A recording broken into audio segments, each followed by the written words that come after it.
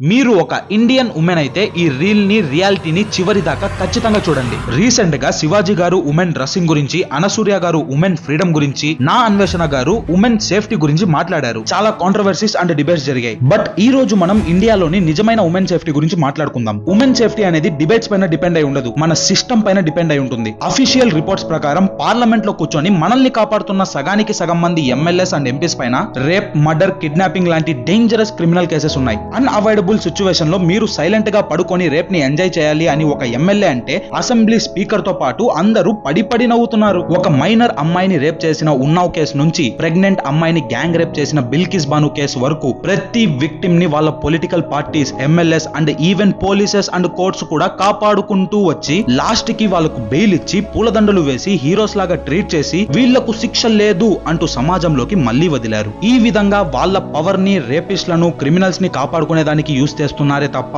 ఆ మహిళలకు న్యాయం జరగాలని అస్సలు కాదు. ఇలాంటి నీచమైన కుక్కల మధ్య బ్రతుకుతున్న మీరు ఎలాంటి డ్రెస్ వేసుకోవాలో వేసుకోకూడదో బాగా తెలుసు. మీకు ఇంకొకరొచ్చి లెక్చర్ ఇవ్వాల్సిన అవసరమే లేదు. రియాలిటీ ఏమిటంటే మాకు న్యాయం జరుగుతుంది అని, చట్టం కాపాడుతుంది అని అస్సలు అనుకోకండి. ఇలాంటి సిచ్యువేషన్స్ లో మిమ్మల్ని ఏ సనాతన ధర్మం గాని, ఖురాన్ గాని, బైబిల్ గాని అస్సలు కాపాడదు. దేశంలో ఇలాంటి కుక్కలున్నంత వరకు మిమ్మల్ని మీరే కాపాడుకోవాలి. ఇది వీక్నెస్ కాదు, రియాలిటీ. ఈ మాటలు మిమ్మల్ని నిందించడం కోసం కాదు, మీరు అప్రమత్తంగా బలంగా ఉండడం కోసం. జై హింద్.